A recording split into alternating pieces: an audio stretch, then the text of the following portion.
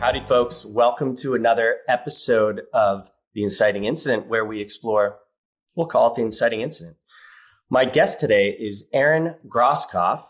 And Aaron, by trade, is a chef and worked at various restaurants in Napa, San Francisco, and New York City under prestigious chefs and at the world-famous Per Se. During his time after becoming a private chef, a new desire came to the surface: natural health.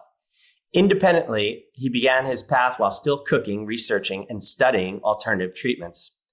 Aaron is still cooking as a private chef and has also become a quantum energy practitioner, health coach, advanced student of Dr. Joe Dispenza, as well as a map to get ahead coach with Dr. Buttar, which we'll get into. While coaching clients, the urge to write a book became very evident. He also wanted to share what he believes are tools anyone can use to turn their health around naturally. With that urge, don't wait until you're sick became a reality. He hopes he can use this information to your benefit and the benefit of others. Aaron, welcome. We had some technical difficulties, but we're here. We have arrived. Yes, sir. So let's just get right into it. I want to ask you, did you know what you wanted to do when you were 17, and where were you and what were you doing? So yeah, 17, I did know and I didn't know. Well, maybe I didn't know, I knew. So I was growing up in Napa, California, where it was junior year, 17, your junior year, senior year. And so, I was graduating, I was working for a catering company in the Napa Valley. And, so I went to Napa Valley Junior College, and I was just kind of like, this is high school all over again. I don't want to do this. So I kind of just, I stopped going to classes and I was just playing golf. And that's when I was cooking for the catering company, Kenyon Catering. And, I decided that I wanted to go to cooking school and become a chef. It was interesting to me, and there was a bit of a passion there of cooking. So that's what happened. What was it, like a creative outlet? Why did you like cooking? I think I just like this, being in the kitchen and working with the guys, all the Mexican guys I worked with in the kitchen. They were just kind of like big brothers to me, and it was just it was something different, and I enjoyed it. I enjoyed being the smells, the sounds of the kitchen, and kind of that camaraderie of it all. And it made sense to me to go to cooking school. So where did you go to cooking school, and what was that like? So I did cooking school in the Napa Valley. I went through a small program. Everybody thinks I went to Greystone, which is the CIA, Culinary Institute of America, but I went through a very small program through the Napa Valley Junior College, but up in St. Helena, not down in Napa. And there was only 13 students. There was nowhere to run. There was nowhere to hide. Going through this program, the teacher was an old school, chef. And yeah, he told us all, when we go into the world and into the field, we're going to be a little better than the average bear. And he was right. So would you call him a mentor? At that point in time, yes. Even though he pissed me off immensely. I mean, going through cooking school, and I mean, feeling those emotions is what you need to be prepared for when you're entering into the restaurant world. Like it's no holds barred, and you better be prepared for everything. Yes, chef. Yeah. So where did that lead you from there? So then I did an externship at Domaine Chandon in the Napa Valley, which is now, unfortunately, the restaurant's closed. It's funny. Every restaurant I've worked at is now closed except for Per Se. So that was such an awesome place to work. There's sparkling wine. So they have a winery, and they also have the restaurant, and the grounds were just beautiful. I mean, I was going out and picking fresh herbs for service every day, vegetables from the garden, people working with the people. I mean, we would go play volleyball on our days off, and it was just such an awesome place to work. So I did that for my externship. And from there, I moved down to San Francisco, and I worked at Rubicon, which was owned by Coppola and Robert De Niro and Robin Williams. And that was another crazy place to work, but really getting my background there. And, when you graduate cooking school, you still need to learn how to cook, really. So that's what I did in these various restaurants. And did you wind up at the French Laundry, or am I imagining that? I went to the French Laundry to stage, which is, kind of, shadowing somebody so I went there to stage and for an interview. I was working in San Francisco for Laurent Gras, who was a chef. I don't know if anyone's in the culinary world, was a protege of Alain Ducasse, 3-star Michelin, multiple 3-star Michelin restaurants all around France. So Laurent was his protege, and he came to San Francisco. And he was so ahead of his time. He didn't even get good reviews by the food critic. But I knew that, his skill set was amazing. I mean, literally we were marking the board, our cutting board, with like 1/2 inch, 1 inch. So everything was that exact. So he was, so I did about 2.5 years with him, and, it was just kind of time to move on. You need to go experience other things. And I remember being in the walk-in, and, he's super French, and, hey, chef, I think I want to move on and work another, where do you want to go? And I said, well, I heard yeah, man, I could tell you some stories about him. Go for it. All right, well, let's do a story. So I'm interviewing with Laurent Gras, and the interview process was so intense. Like people would come in, and he would work with you, and you would work with the other cooks, and there would be about 5 guys in there trying out. And at the end of the night, you would just you would go out into the hallway, and you would see if your name was still on the list. It was like football, high school football, if you got cut or not. Wow. So I made the team. I was hired, and one of the first nights of service, things were starting to slide, and they were starting to go bad. The kitchen, we were out of sync, and things were just starting to go bad. And he was at the pass. The pass is where, the cooks with the chefs put the plates up, and he makes sure it's perfect, wipes the rim, and then organizes the waiters to take it out. So it's going bad, and he's getting, you could just hear him. That was his telltale thing that something was about to, something was about to go down. So so I don't know, a plate came up, and can I cuss on here? Yeah, you can say whatever the fuck you want. Yeah. This is shit.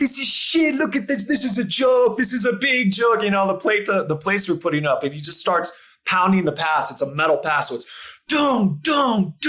You're all going to die tonight. Just crazy stuff like that. Slightly extreme. Slightly extreme. Yeah. There was one other quick one. There was another banging on the pass. So I was working this with my friend Ryan, and we had this short rib dish, and this short rib dish had, I think it was something like 25 placements on the plate. So you had to plate a little frisee salad 5 times, 1 gnocchi 5 times, shaved artichokes 5 times, the short rib, and then like quenelles of various different marmalades. All right, so it was like insane, and we had 5 of those. And chef got pissed, and he banged the counter, and I had a metal ruler on the ledge, and he banged it so hard the ruler came down and just like went across all the plates, and like we had to start all over again. Oh my God. So that's a little taste into the fine dining world. That's how intricate it is, and that's what you're dealing with when you're trying to do something so intricate, and you have a guy who's about to reach over and like throttle you. Yeah, I mean, we just eat the food on the other side. We don't understand what goes into it. Yeah. So I made the team, and I worked there about 2.5 years. And chef, I want to move on. Where do you want to go? I want to work with Thomas Keller. I heard he's opening a restaurant in New York, per se. Who's going to be the sister restaurant to the French Laundry. Okay, I call Thomas tomorrow. So he did, and I went up to the French Laundry, and I did my stage, and I worked a day, and I was speaking with the first CDC, the chef de cuisine of that was going to be the chef de cuisine of per se, and we were talking, and he asked me, well, do you want to work here in the French Laundry? You want to go to New York? And I said, well, I'd love to go to New York and be a part of the opening that restaurant, be on the opening team. And he said, well, usually like we have more tryouts here. Like you work in the French Laundry for, a week, a month, but you came highly recommended by Laurent Gras. So you're in. Wow. So that felt really good. So yeah, off to New York I went without. And how long were you there for? I was there maybe around 2 years or so. Wow. I've done a lot of long nights, probably a lot of boozing. Yeah. 14, 16, 18-hour days, just. What is it that keeps you like engaged in that drive? Just excellence or something, or being a part of this team? Yeah, I mean, to be on that team and it's a new restaurant, so it's going to get reviewed. You're going to have the critics coming in, and obviously the goal for a Thomas Keller restaurant is 3 Michelin stars. Michelin was pretty new in the States at that point, but it was there. So to be a part of that is just, it's just awesome. I mean, for your resume and just to be a part of that opening team. So I was able to do that. And, we got the 4 stars in the New York Times. Wow. We got the 3 Michelin stars, and it's just a great thing to be a part of. Unreal. So where did you, so you left there, and then what? And what was the impetus to leave? Just burnout or? So yeah, well, I had an interest in being a private chef. It's the pay's better. It's maybe a little less stress. So I was always kind of interested in that, and I put my feelers out with a headhunter in New York, and I had left per se at this point, and I rejoined Laurent Gras in a consulting project with a bistro. It was a bistro of Mario Batali, the famous kind of Italian chef. So, it was a French bistro. So why wasn't it doing good? I don't know, but the Italian chef opening a French bistro. So during that point, I was really involved with the headhunter. He was sending me certain things, and this private chef job came up, and he wasn't even really a private chef guy. So the job was in San Diego, and I was, so I went and I interviewed with a few people, and then I was off to San Diego to start the private chef portion of my career. Well, that was quite a different world, huh? It was. And so, I mean, at that point in my life, working in New York and and how old are you at this point, by the way? I was probably in my late 20s. Okay. Going on to my early 30s, and just that lifestyle, late nights, going out to the bar afterwards. Substances were becoming a big problem in my life. Like it was becoming bad. So this job came along, and I'm in San Diego. I don't really know anybody. I don't really have friends, and I just kind of left that whole thing behind, and kind of had a reset, a reboot. Reinvention. I actually had a little mini crisis there for a little bit, from being taken out of Manhattan, crazy New York, and put into San Diego, a kind of chill vibe lifestyle. I was just like, oh my God, what did I do? And did I make a mistake? But it turned out to be the best thing possible. And so I probably can't say who you were working for, but what was that sort of daily life like? And it was little glitzy and glamoury. I think you've told me a few stories. Yeah. So I was working for a family, and this particular, we'll call him the boss, was the founder of a computer company. So he was a billionaire, and it was the kind of typical private chef job, helicopters, yachts, private jets. So I was able to travel with him when he was going to various places. So yeah, I did get a taste of that lifestyle, and taking the private jet to wherever, Saint-Tropez, having the chopper there, waiting for the jet to land, hopping on the chopper, and then going and landing directly on the yacht. And I would just get off and go straight into the kitchen and start cooking because everyone was hungry. I mean, what was that like? It's such a huge shift from, obviously they're both incredibly structured, but it's your late 20s, wide-eyed, looking into this insane world that 1% or less is a part of. And yeah, it took some getting used to. Working in someone's home like that is, you kind of, you need to be kind of reserved and attentive to things that aren't obvious. So just, kind of, I don't know, it's their home. So you have to be aware of, what you're doing and, how you're doing, how loud you're being and just things like that. So yeah, it was very interesting. It was definitely a different shift with not having, somebody yelling at me on the pass and in a crazy. Had you traveled much at that point? Or was this kind of like, yeah. Yeah, not really. But so I traveled a lot all over the world, from St. Bart's and for New Year's, Saint-Tropez in the summer. It was he owned a yacht it was a kind of a half pleasure yacht and a half expedition yacht. And I even found myself in the middle of an expedition while they were searching for Amelia Earhart's lost airplane. Wow. Way out in the middle of the deep Pacific, just with these big kind of sonar missile looking things. And they were just running grid patterns along the bottom of the ocean and taking recordings, and they would bring it back up. And there's a scientist there kind of like looking at everything saying, this is a point of interest. This is a point of interest. It could be a piece of debris that had like, a reflection, and it looked like it could be like metal from a plane or something. So they weren't successful in that, but it was very interesting to see that process. And how many people were you managing how many people are on a boat that you're sous chefs and all that stuff? Yeah, there was me and another guy, another sous chef. Well, sous chef. We were both. So he was the chef of the yacht, and then I was the chef for the guests and the boss. Okay. Wow. So we worked together.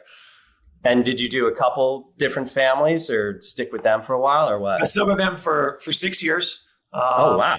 Yeah, a long time. And that's a great thing for a private chef is when you can have that sort of longevity with a client, it's great for the resume, and people really look for that because, you're going into someone's home again, and they're very skeptical about who they're going to bring in their home, and they need to bet.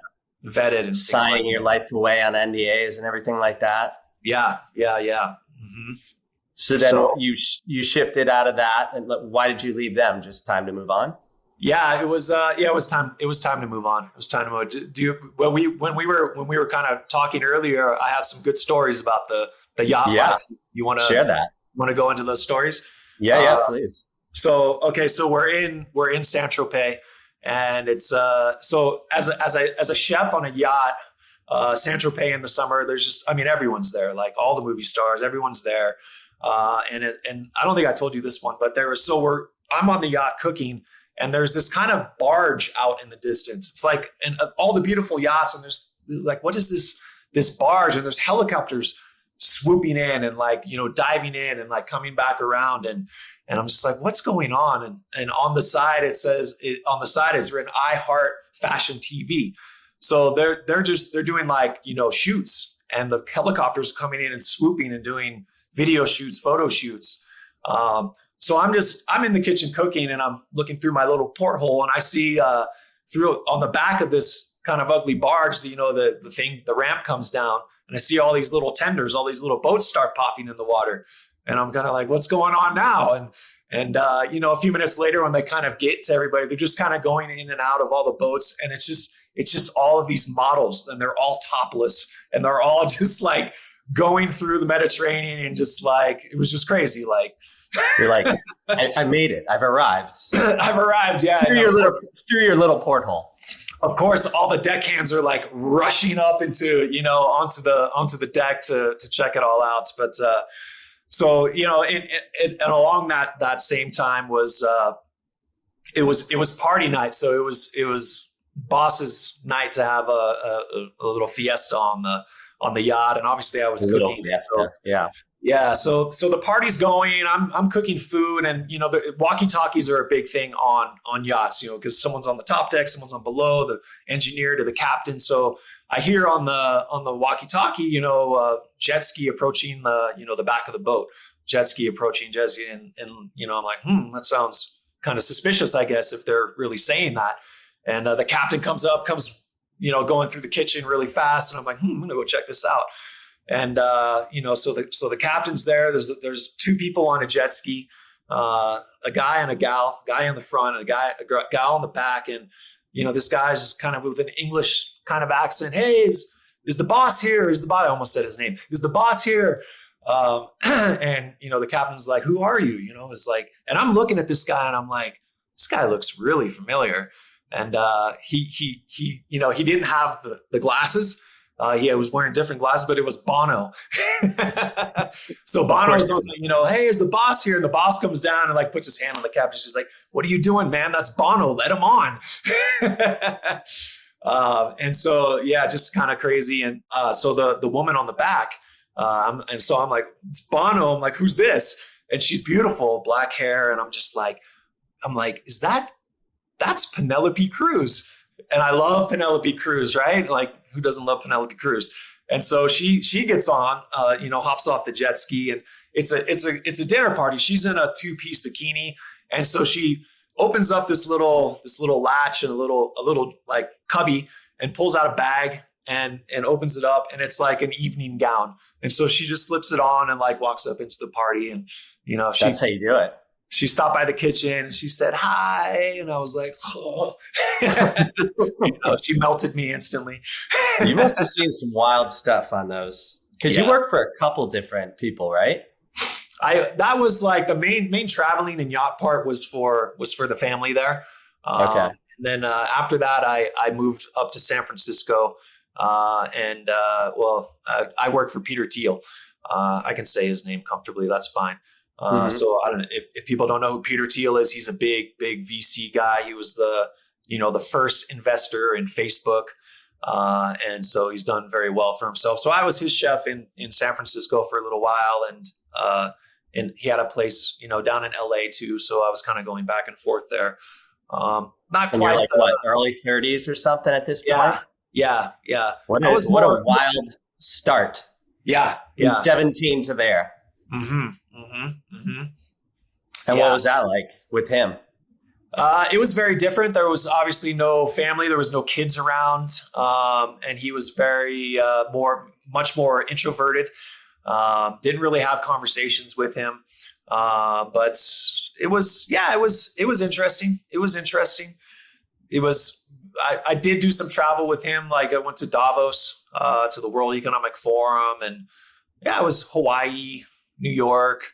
So the New York thing was kind of the private chef's dream, where we were in Union Square, and I was staying at the W Hotel, and Whole Foods is right there. And it was just kind of like the private chef dream. Yeah. And then you were telling me, which is pretty cool. You wake up, you go into town, you buy all the ingredients, you just decide what you want to cook. And I mean, that must have been cool too, like having access to an entirely new and fresh ingredients. Absolutely. And the biggest farmers, like the best farmers market is right there in Union Square in New York City. All the big chefs go down there. So, I was right there, right in the middle of all that. So yeah, it was pretty cool. It's pretty cool. And then what'd you do after the private chefing thing? So while I was with Peter Thiel, my good friend, Kevin Rowland, RIP, my brother, he sends me, calls me up, and he's like, have you heard about this dinner lab thing? I'm like, no, what is it? And he's like, yeah, it's a pop-up. They do pop-ups, and it's a brand new company, and they're doing pop-ups all around the US. And so I went and did a dinner for them. So the basis of it was the members of Dinner Lab would go to these pop-ups, and they would be judging the food, judging the service. And they had little cards. So they're literally like the food critic, writing down on their cards as they're eating. And after my dinner, the head chefs of the company called me up, and they're like, hey, there's been a big uptick. The scores coming in from the past chefs were just kind of here. And then all of a sudden your dinner was like up here. And we're going to do a competition, a kind of a traveling competition with 10 chefs going to 10 different cities around the US. So I jumped on board with that, and I did that competition, and so supposedly the winner of the competition was going to have their own restaurant. They're going to open their own restaurant for the winner. So I went down, we did the whole, probably, I don't know, it was a couple months. and it was very successful. So they wanted to do another round. So they took the top 3 chefs, and I was one of the top 3, and we did a 20 city tour around the U.S. Like Austin, Miami, Chicago, Milwaukee, LA, all over the place. So I did that for another, couple months. And one of the other 2 guys, one was Danny Espinoza in Chicago, great chef. And then the other was Kwame. And I don't want to butcher his last name, but I think it's Onowachi or something like that. Close enough for government work. What's that? Close enough for government work. Yeah. So yeah, and he kind of he self-proclaimed that he won the competition, but he was kind of he's a big name chef now in New York and has restaurants, and I'm happy for him. I was kind of hating on him for a little bit, and I actually just recently watched his episode on Chef's Table, and I was like, I got nothing but love for the guy, Yeah. It was cool. I have a question. So what age are you at this point? So I'm probably getting into my mid 30s, later 30s. Yeah. So did you have a dream or an intention, or were you just kind of like moving forward, responding things, open to whatever unfolded, or was there kind of an intention behind everything? Mm-hmm. At that point in my in life, I did want to open a restaurant. And so that competition seemed perfect because that was the outcome would be a restaurant. And so after that whole tour with us 3, they kind of the company was pivoting, and they wanted to all 3 of us to have a restaurant, but it was weird. They wanted us to do pop-ups again in like in like private schools or something, and the whole company just kind of fell apart, and they went bankrupt, and it was all over. At that point, I still wanted to open a restaurant, and I went back to San Francisco. I was living in San Francisco at the time, still kind of looking for that dream of having my own restaurant. And I was pursuing that, and, going through talking to people, kind of looking for, seed capital and investors, and looking at spaces. And it was interesting. It was at the time, Twitter was building their headquarters right in San Francisco, and I lived right around the corner there. And I was looking at a space there, and I was like, "This is perfect! Like Twitter's here, and I'm going to have like a lunch spot, and everyone's going to come in." It seemed like the perfect setup. With little did I know, in hindsight, Twitter had their own, like most tech companies do. They had their own kitchen, their own cafeteria, so nobody went anywhere to eat because they were getting free meals in the cafeteria. So it probably wouldn't have worked out so well. And at that point, it was open a restaurant, or my girlfriend at the time was working for a gaming company called Supercell, a Finnish-based gaming company, and they were looking for their chef because they were remodeling their brand new office on the top of the Bank of America building, 52nd floor, 360 view of the Bay Area. And so I had the choice: do I want to keep working to open a restaurant, or do I want to take this cushy private chef, kind of not corporate gig, private chef gig? And I went with Supercell. My deciding factor was having weekends off, like a normal person. That was probably the first time you ever had that since you were like 17. Exactly. So was there a point when you realized things needed to change? Maybe like an inciting incident of the second part of your life? Did you get sick, or am I imagining that? No, I didn't get sick. I wasn't the healthiest, definitely at that time, after, being in New York and just, I kind of had fluctuations, and sometimes I wasn't taking care of myself very well. So I was probably on the verge of being sick, but I wasn't. And so so kind of, I guess, segueing into the next, chapter. While I was working. Pivot moment. What was this pivot moment? So this pivot moment was actually, it was my uncle who was diagnosed with lung cancer. He was a smoker, but lung cancer, and, not doing well. And, they sent him home. Nothing more we can do for you. Kind of the typical story. And when I heard that, I'm like, "There's nothing more we can do for you." Like, doesn't make any sense to me. This is the US. Like we have the best hospitals, best doctors, best everything. And there's nothing more we could do for you. And that was kind of my rabbit hole of going into kind of the natural health world. Just that just didn't sit right. So I started, researching things here and there and looking into it. And I remember a distinct video I found it on Google or whatever. And it was a husband and wife, and the guy had cancer, and his wife was juicing him broccoli every day.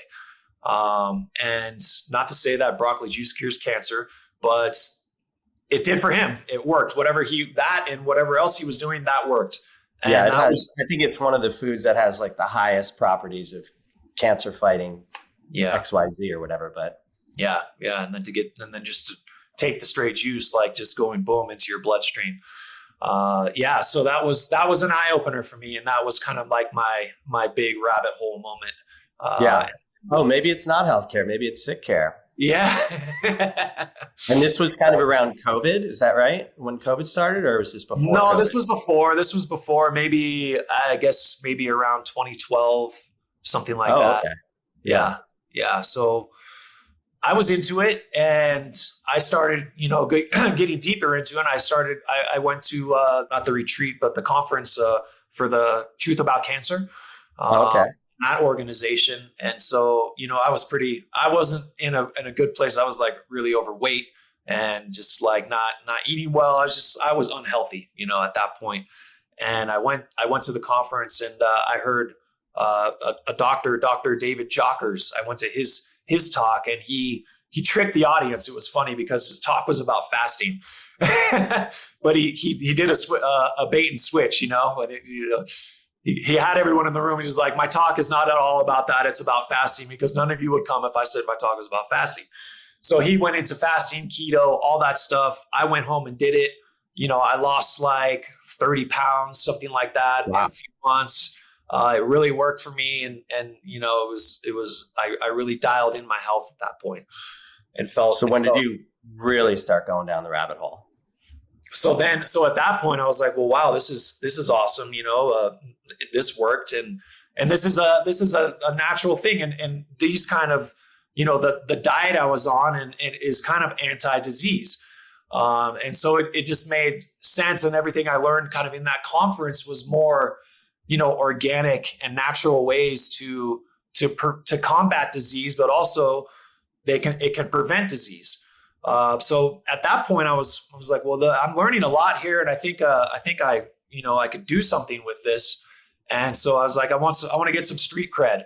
And I went to, I became a health coach. I went to IIN, the Institute for Integrative Nutrition. Yeah. Is that in New York, or where is that?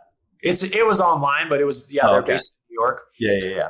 So I did that. I became a health coach. I kind of started loosely working with people in the office because they saw my turnaround and they were like, whoa. What are you doing, man? Yeah. I can't even imagine you like heavy. I've only known you as you. Yeah, it wasn't a pretty sight. It's pretty funny because some of the people in the office, I distinctly remember my girlfriend telling me, they're like, because I changing the way I was eating, I was starting to change the way that they were eating, making it more healthy. And there was a comment that like, I really miss fat Aaron because it was just, more burgers and, just like comfort food that people want to eat.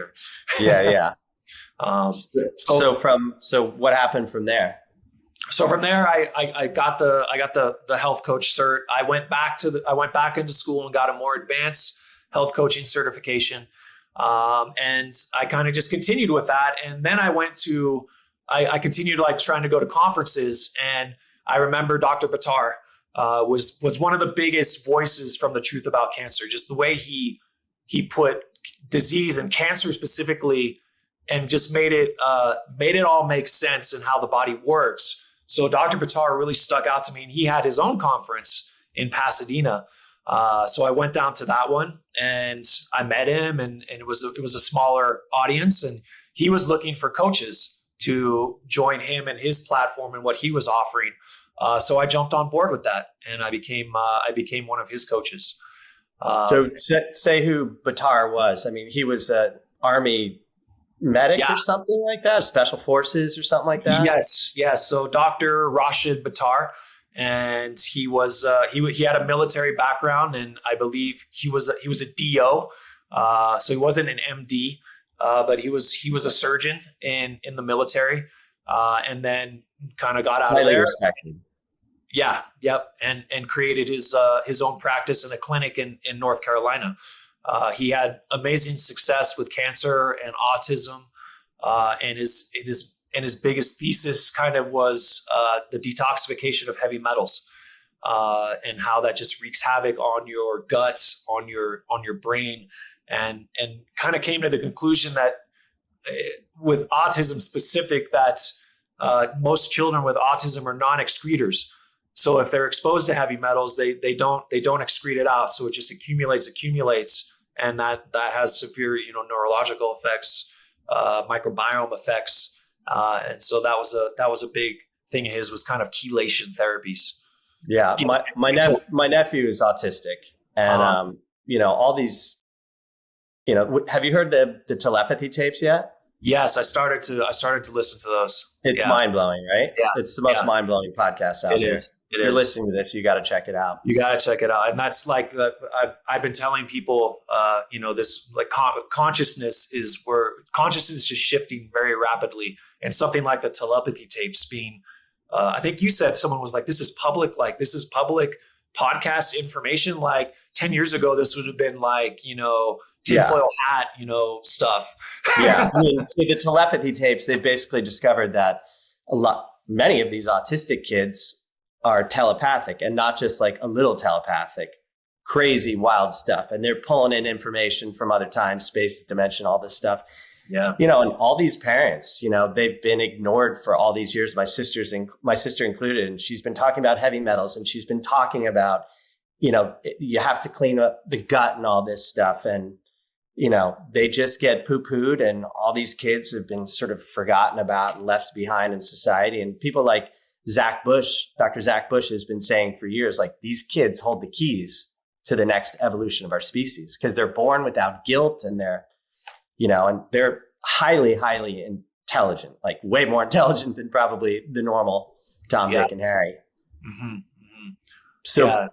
So Buttar, he was very outspoken during the COVID. Buttar was very, very outspoken. Yes. So, so you asked me if someone was a mentor earlier. So I would say that Dr. Buttar was a big mentor. He was a friend. He was a mentor. And yes, so COVID, he was very outspoken at the very beginning.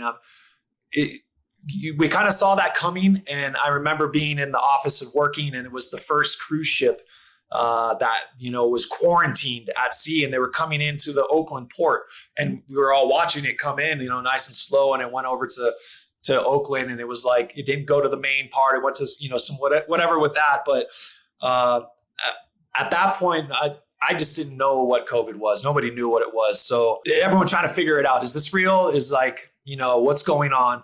And I think I can say this on your podcast, but the first time I heard the words come out of someone's like a talking head, I think it was Trudeau or somebody, we're not going to get out of this until we have the vaccine. I was just like, okay, this is here we go.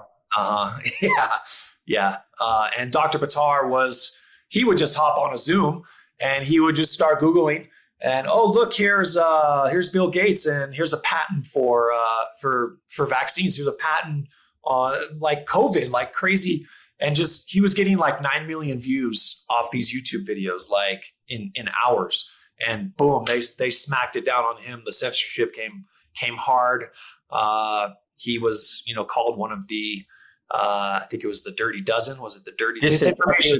Disinformation dozen, along with RFK Jr. Yeah. Yep. And people think, it's freedom and all that stuff. When has any government or party or anything that has pushed censorship been in the right?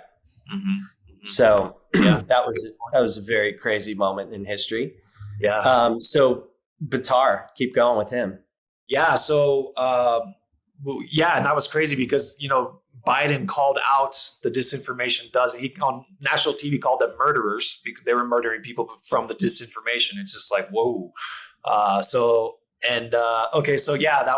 That's crazy. So that's where Buttar is at this point. He's highly censored, and we're still forging forward. He's just lost all the socials or whatever, and it's that's fine. But I guess pertaining to me and kind of him being a mentor, and there was three things that he introduced me to that were life changing, and the first being quantum energy coaching. So I'm a practitioner, quantum energy practitioner, and this is working with the subconscious mind.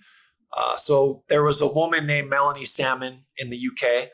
She was a doctor, and she made this modality, quantum energy coaching. She kind of cherry picked from all over the place and put it into her own, and it works really well to work with the subconscious mind. So she approached Dr. Buttar and saw what he was doing, and she said, "Hey, check this out. Can we do a session? I want you to see. I think this could help you."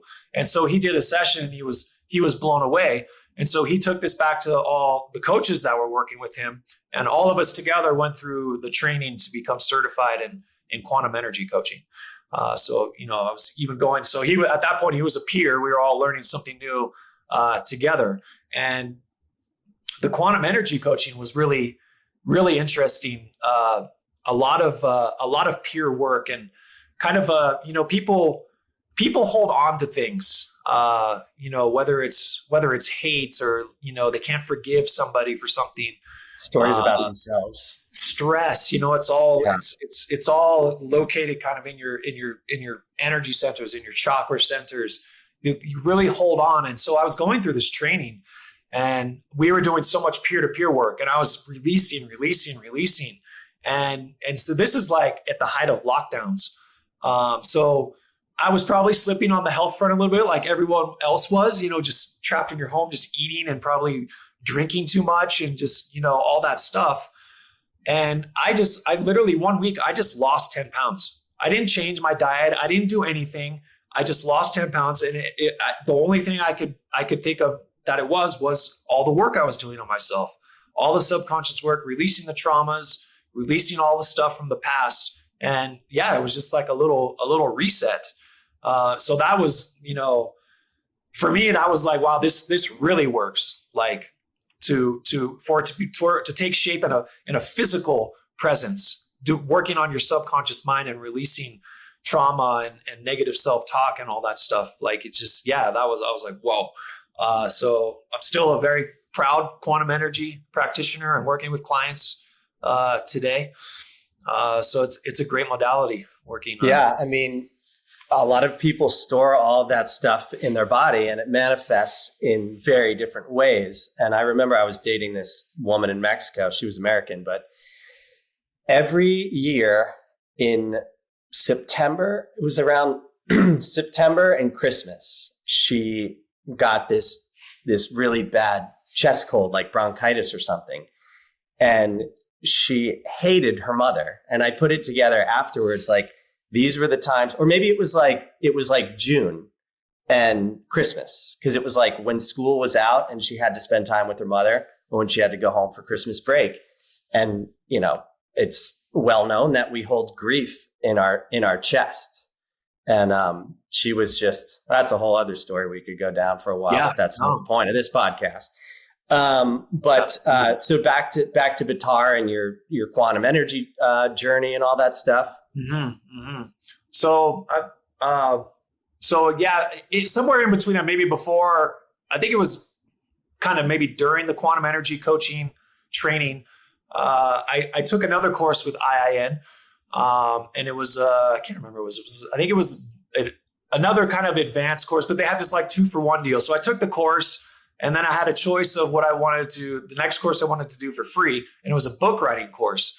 And at this point, I had a lot of information in me, and I took the book writing course, and it just kind of in 6 months, I just kind of like, spit out this book. I guess it's not I think it was like maybe a little under 30,000 words. It's not a huge book, but it was called "Don't Wait Till You're Sick."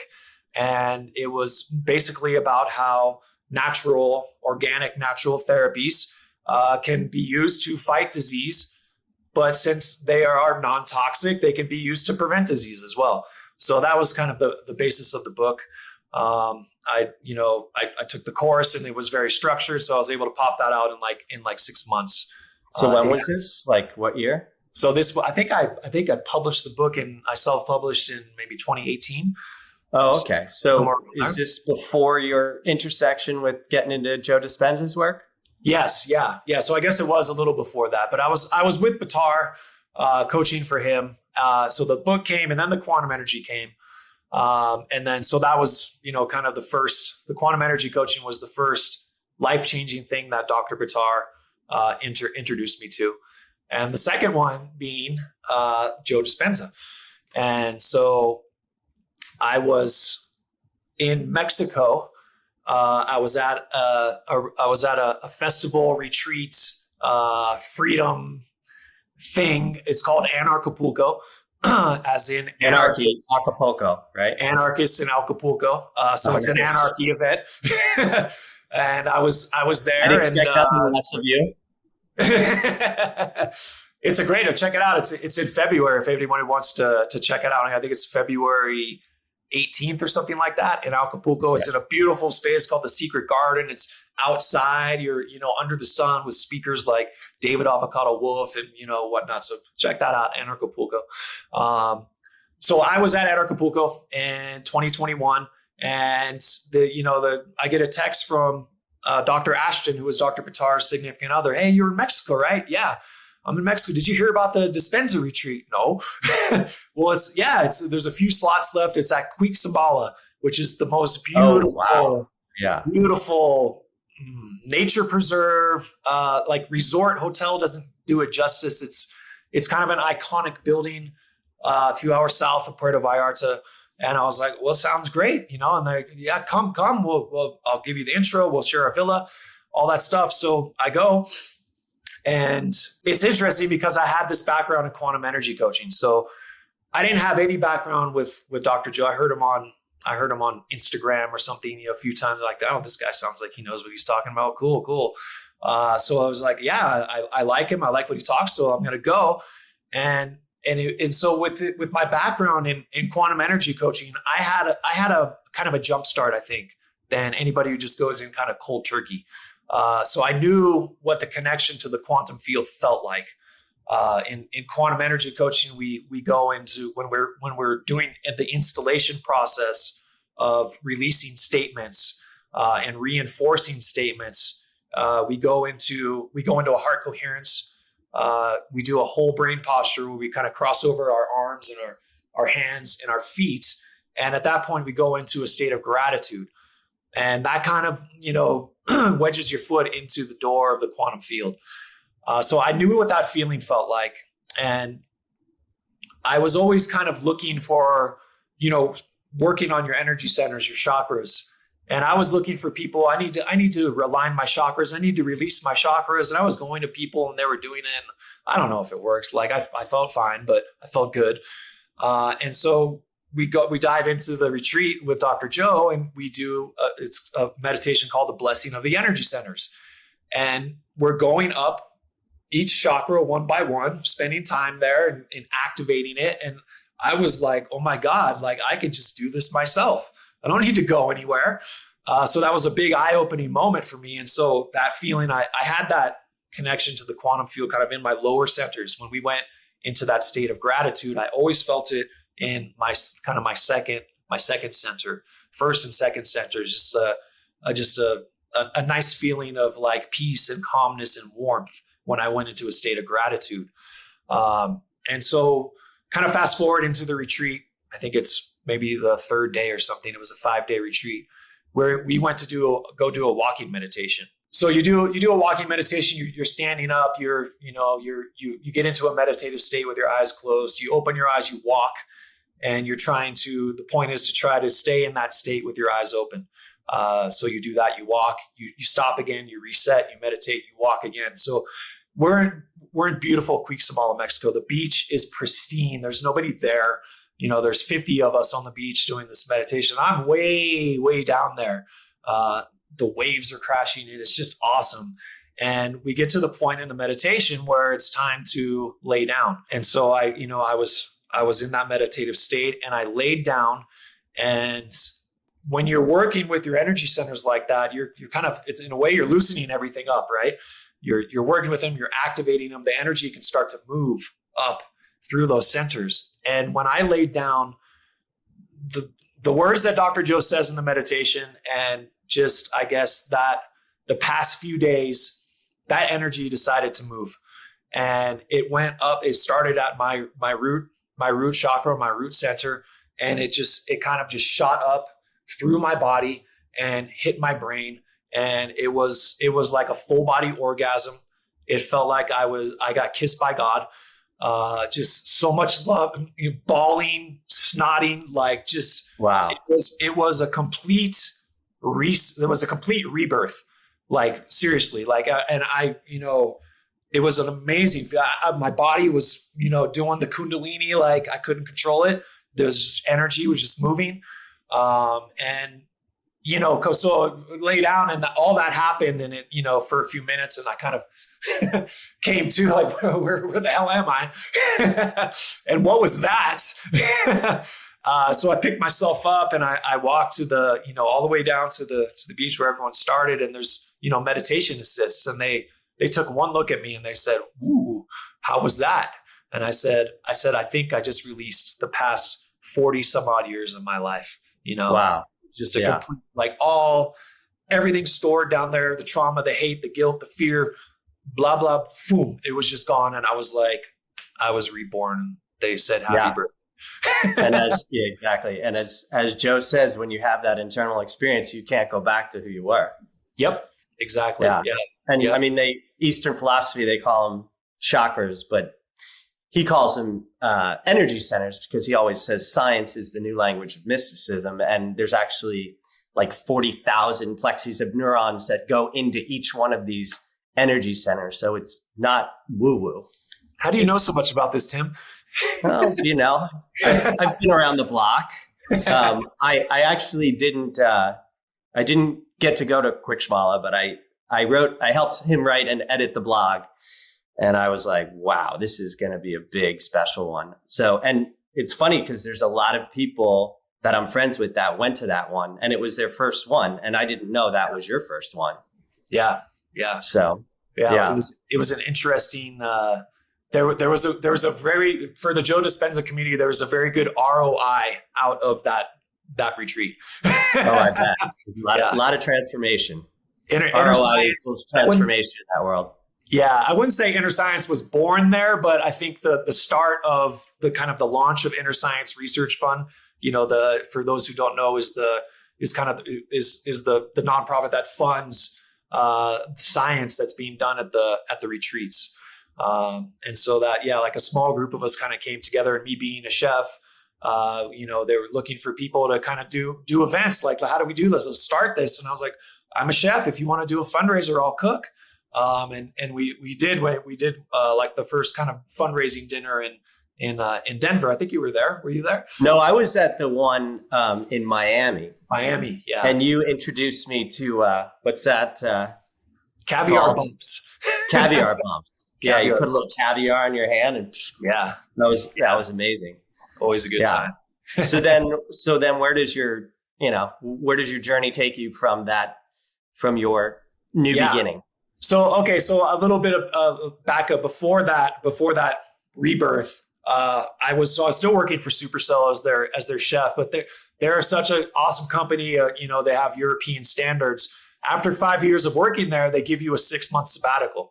Wow. It's not paid, but you can go back to your job. And so that was the first week of my 6-month sabbatical, and I was kind of wondering, like, what am I going to do on this sabbatical? Like, I hope I don't. You're going to meditate the shit out of yourself. Yeah. So I had this experience like a week and a half into it. And I was like, holy shit, like, what is this Dispenza's like? Where do I go next? And, so I ended up in Orlando, then I ended up in Marco Island, and I just went on.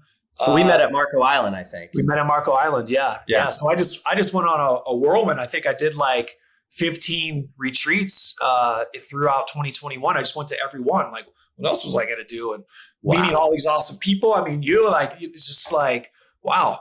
It's an incredible community. Brings together yeah. really interesting, cool people from all over. A couple of nut jobs.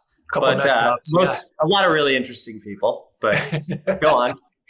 Yeah. So at that point, yes, I was like, the job didn't resonate with me anymore. And I'll just say this out of my personal thing. Like COVID was coming and the vaccines were coming and all the mandatory stuff. And they were already I was already having to wear a mask like while I was cooking because of COVID. And, which now they say, the mask didn't actually do anything. Yeah, comes out 4 years later. Exactly. Yeah. They were worried I was gonna get it in the food, and I was having food delivered to people during lockdowns, and I was gonna kill their the whole story. But so that didn't resonate with me anymore. So I didn't go back. I didn't go back to the job. Like this complete life change. I'm on my sabbatical. I quit, and I always had my eye on Mexico. And I kind of wanted to get out of the US, just kind of seeing the writing on the board, and it just doesn't look good. And I just kind of want to live life differently. So I ended up in 2022 moving to Mexico full time, and started a farm down there, right? Started a farm.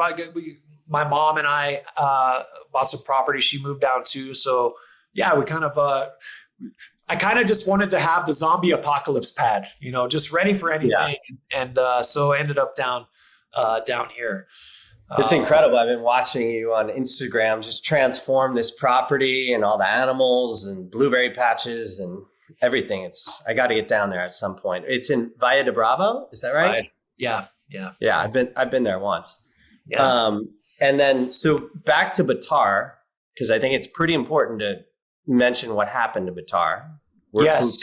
People who don't, think this is real or serious. Sure. So what happened to Buttar? And his third life-changing thing that he introduced to me all kind of were jumbled together. So Buttar agreed to go to an interview at CNN Studios. So he went, and they told him it was going to be like a 45-minute interview. And so he went and did it. He ended up being there like 5 hours. And this is what he told me. I don't, this is all I know. I don't know any other inside information. But when he was done with that interview, he got really sick, super sick, to the point to where he actually had a stroke, went to the ICU, and actually kind of recovered. It was super bizarre, but he was working with other kind of, naturopathic doctors like Dr. Artis and Dr. Group, and they were testing him, and he had venoms in his system. And I don't know if anybody in your audience, knows this, but there is a venom industry out there of snake venom, ant venom, and pharmaceutical companies buy these venoms to make their products.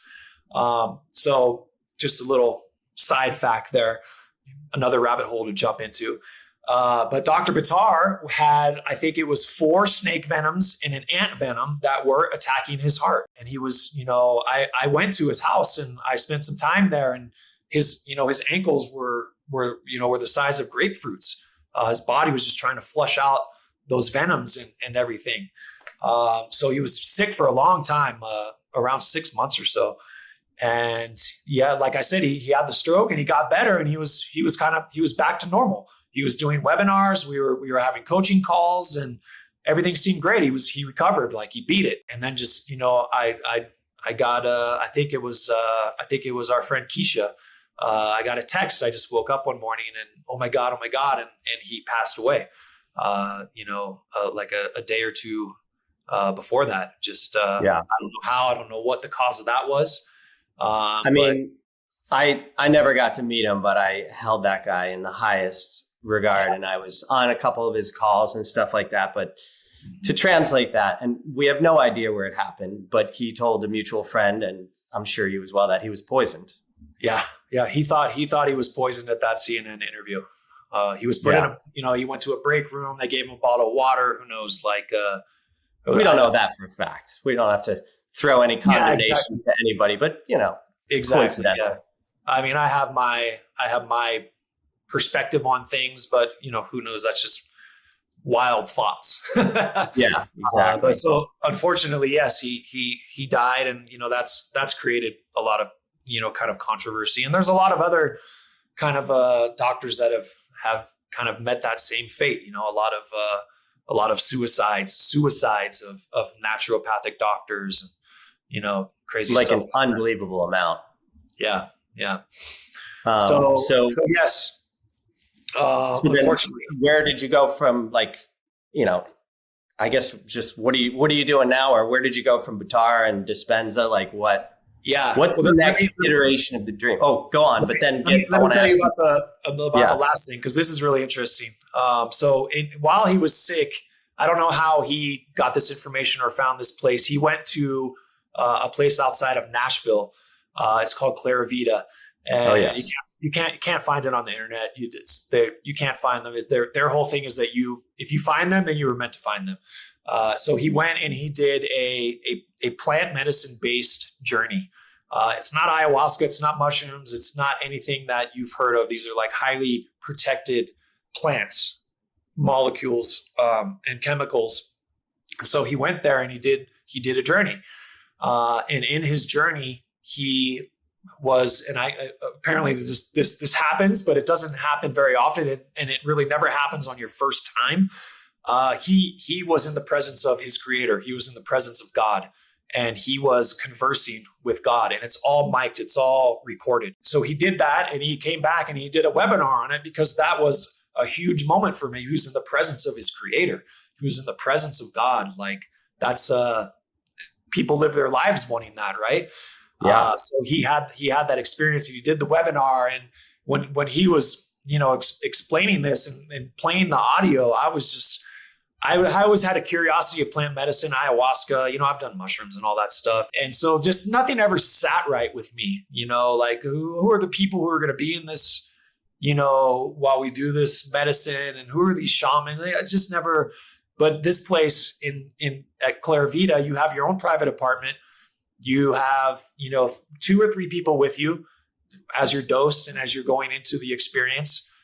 It's recorded. You work with coaches before and after. So it's not just like a weekend fling, like you have an experience and then you go back into your normal life and kind of forget about it. And so that all just for me aligned. And I booked a journey a few months later. And I went and had my journey, which was amazing and crazy. And I wish everybody could experience that. It would be a different world. That's for sure. It would be a different world. Yes. So that was the every world leader should have like 12 doses of mushrooms to be able to run for office, I think. For sure. Yep. So I didn't mean to cut you off, but go on. No. So that was the third life-changing thing that Dr. Buttar brought to me personally. Huge mentor. What's that? Huge mentor for you. Yeah, absolutely. Yeah. And in that journey, it was very healing. I was kicking out, bad energy entities. I called them weebles. It was like the medicine was like shining a spotlight, where these dark energies were. And I was kind of, they were behind my heart. That's where they were living. And so this is a complete visual. The light is shining, from the medicine, and there's like these little hairy, weebly, ugly things trying to go into a crack or crevice so they can, but the light was too bright. And I was, in my mind, I'm like, oh, I'm gonna, get the fuck out, like kick them out. And then I was kind of came to realization that I was in a place of love, and on the, in the journey. And so I literally wrapped them in love, and I kind of set them on their way, and they left my body. That was one part of the journey. I mean, I have it all recorded. I have like 20 hours of recording.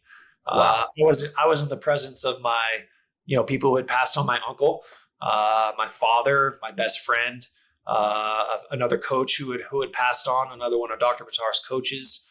So just an an amazing experience. Wow. Yeah. So you've had quite a interesting life up to this point, and you're still, I'll say a young man because you're younger than me, but so what's the next dream? Oh, yeah, I guess I want to get back to one thing. Like, at what point did you become intentional about whatever's next?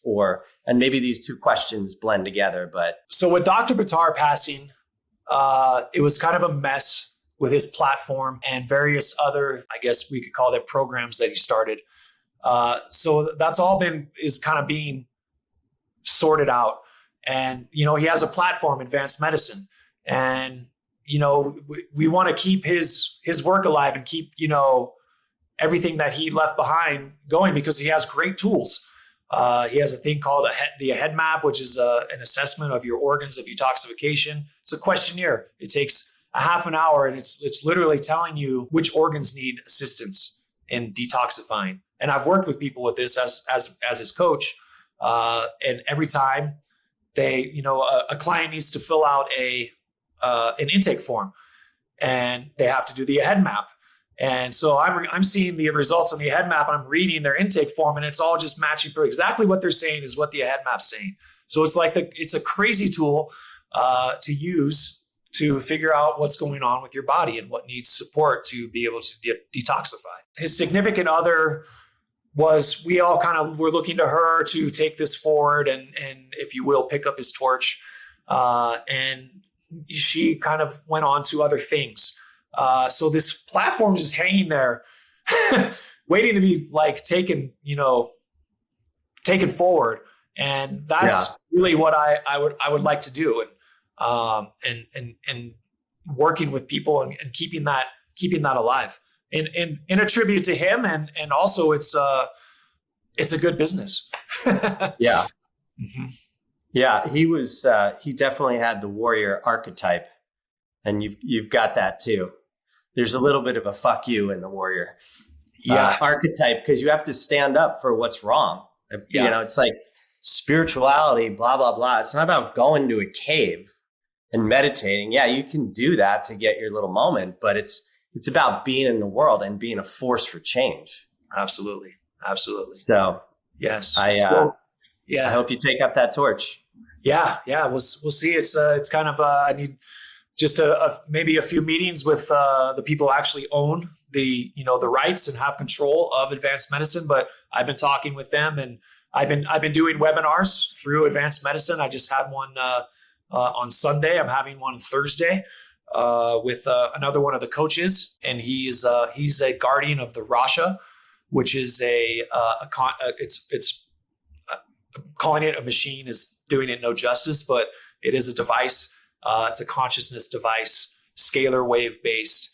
So he'll be on Thursday, and he's gonna turn on the Rasha for the audience. It's through Zoom. Amazing. And it works just as well. You're just getting all that frequency and healing energy. Coming in. I mean, the next level of healing is sound and light and energy. Yep. Mm-hmm. If we had figured that out a long time ago, maybe if the Flexner report in 1910 never happened, where medicine was sort of taken over by the Rockefellers, but that's a whole other sidebar. That'll be in the book coming out.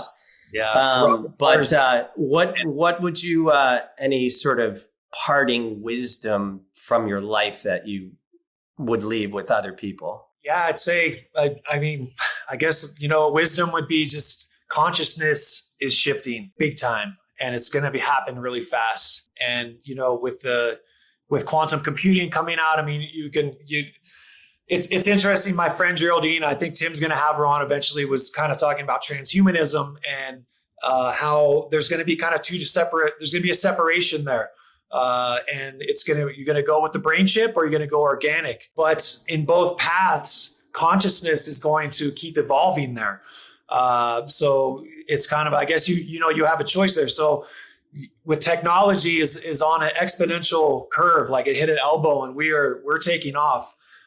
So consciousness is really shifting, and maybe if you want to make your choice, if you want to go to a technology, you want to go organic and kind of be more within, It's I would say start paying attention, start practicing. If you want to check out Dr. Joe, or whatever it is that's going to work for you, I would jump on board and just not be left behind with the evolution that's happening. And like Dr. Buttar said, we're going to be in a brand new, beautiful world, probably sooner than we think. And I can't wait for that. And I'd love to help people get there.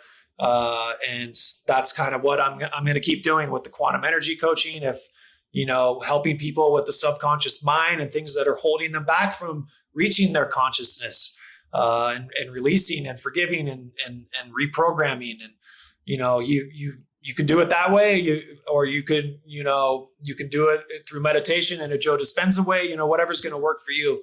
I'm going to keep doing that. I'm going to keep going with quantum energy coaching. I like to help people in that way. I'm working with a few people on possibly opening a health spa, health office, health center, either here in Mexico, maybe in the States, kind of based around oxygenated water and oxygenated tubs, where you go soak in these tubs for 50 minutes in this highly oxygenated water. You're just sucking in oxygen, your whole body. And that's great for prevention. That's great if you're fighting a disease. Cancer specifically can't survive. Cancer cells can't survive in an oxygenated environment.